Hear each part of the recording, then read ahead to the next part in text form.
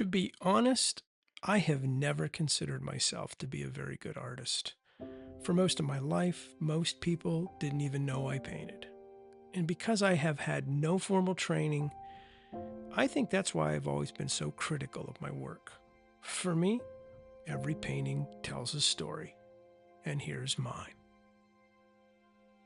They say art is from the soul. Maybe.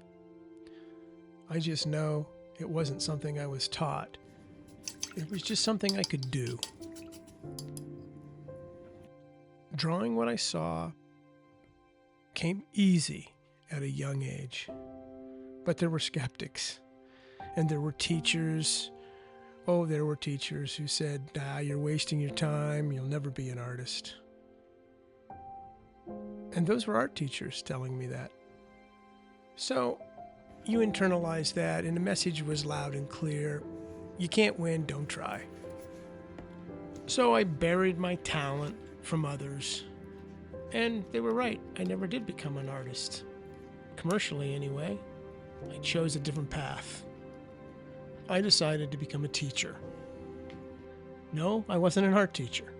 I became a history teacher, and I vowed to my students, you can do anything you want if you put your mind to it.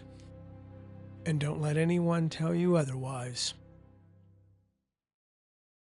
I might not be a great artist in the eyes of professionals, and I'm okay with that. If you're watching this because you are an artist or just curious, here is simple advice that I use. When I'm in art mode, regardless of what it is, I only have one rule, and that is I have no rules. Whether it's painting, creating my fish replicas, or even producing this video, you'll find, if you haven't already, there are plenty of people out there that will be more than happy to tell you what to do all the time, or how to do it, especially when you don't ask. I guess what I'm trying to say is, I have to do what works for me, not someone else.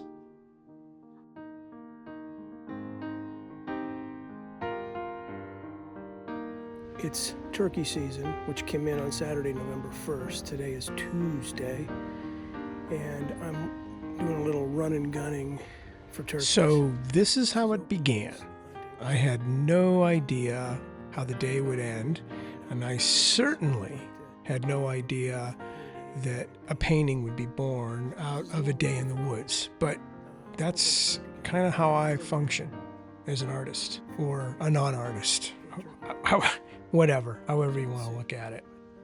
Doing this all by yourself is pretty hard. I never did get the coyotes on film because I was really afraid I would spook them if I tried to film them. You know, they're very wary and they're gone in a heartbeat, and I wanted to watch them. Just check it out. The story behind the painting. Well, I was fall turkey hunting this past season, and while I was calling and waiting for birds to show up, 2 coyotes showed up instead, and they were definitely on the prowl. And that's how I came up with the title of this particular painting, On the Prowl. In Pennsylvania, you can hunt coyotes year-round, no limit, but you can only use a shotgun for turkey, and these 2 were way out of range for a shotgun. So I decided to just observe, take mental notes, and in that moment, I could see the finished painting in my head. So when I started composing the pencil sketch, I decided to make it a winter scene instead of a fall scene. And a painting was born.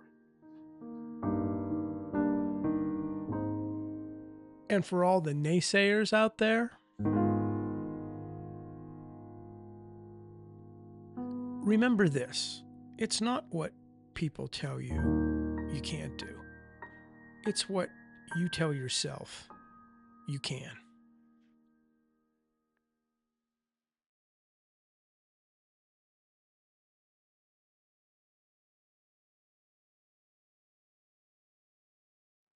The key to any painting for me, and I'm just speaking for me, is the fact that I have to be able to visualize it in my head. If I can't visualize it completed, then it just doesn't materialize. Once I can visualize it, then I can work on the composition. So, for instance, I knew that I wanted 2 coyotes, one looking back, which creates the mystery. What might he be looking at? And I wanted one coming in to the painting. It's why the tail's not included. I wanted that sense of just entering, which gives this work a sense of motion.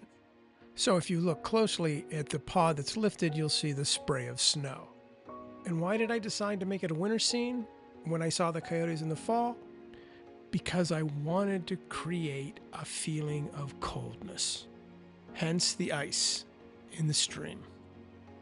Now, the closer I get to the viewer, the more detail I show, like in the nose and the whiskers. And the soul of the animal is in the eyes. And finally, for a sense of clarity, I wanted it to be in bright sunlight, hence light and shadow, the reflection of the sky in the shadow of the trees on the snow, and the sinister prowler coming in from the left in total shadow. But to balance that out, the coyote closest to you is in full sunlight.